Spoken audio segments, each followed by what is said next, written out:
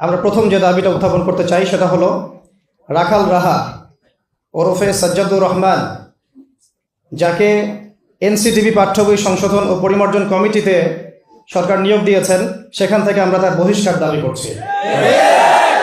যেহেতু তিনি একজন শাতেমে রসুল এবং প্রত্যেক মাযহাবের ইমামগণ এই বিষয়ে একমত যে শাতেমে রসুলের তওবা কবুল হলেও তার শাস্তি মৃত্যুদণ্ড।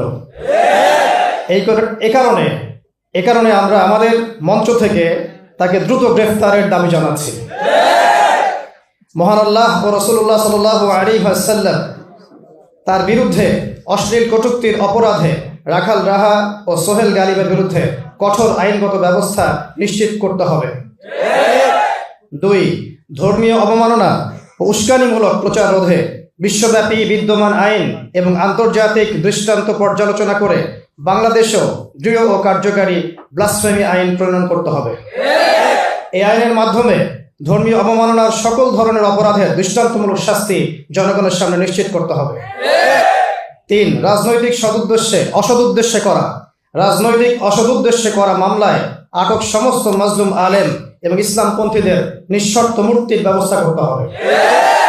বিশেষ করে গুম ও নির্যাতনের পরবর্তী যে জোরপূর্বক জবানবন্দি আদায় করা হয়েছে, সাজা দেওয়া হয়েছে, অবিলম্বে সেই বন্দীদের এই মামলাগুলোকে স্থগিত করতে হবে এবং তাদের বিরুদ্ধে দায়ের করা মামলাগুলো বাতিল করতে হবে এবং তাদের দ্রুত মুক্তি নিশ্চিত করতে হবে।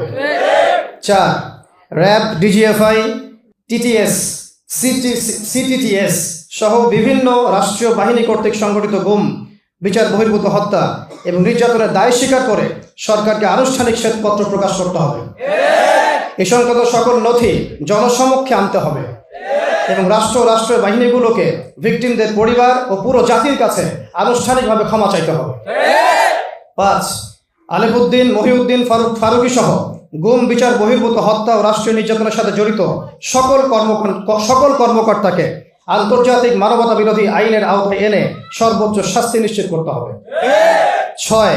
রাষ্ট্রীয় বাহিনীর নির্মম নির্যাতনের শিকার সকল বন্দী ও তাদের পরিবারকে সরকারি তহবিল থেকে যথাযথ পুনর্বাসন এবং ক্ষতিপূরণের ব্যবস্থা করতে হবে এবং বন্দীদের স্বাভাবিক জীবনে ফিরে যাওয়ার নিশ্চয়তা সরকারকে প্রদান করতে হবে এবং ক্ষতিগ্রস্ত পরিবারগুলোকে দীর্ঘমেয়াদী সহায়তা প্রদানের বিষয়টি নিশ্চিত করতে হবে। এছাড়াও আমাদের অন্যতম দাবি হচ্ছে 2013 সালে নাস্তিক মোরতাদদের বিরুদ্ধে আমাদের ওলামায়ে কেরামদের যে আন্দোলন ছিল হেফাজতে ইসলামের ব্যানারে, তার 13 দফা বাস্তবায়ন করতে হবে। এই 13 দফাগুলো আমরা অনেকে ভুলে গেছি। আমি শুধু মনে করিয়ে দেওয়ার জন্যই পয়েন্টগুলো আপনাদের সামনে উত্থাপন করছি। 1. সংবিধানে আল্লাহর উপর পূর্ণ আস্থা ও বিশ্বাস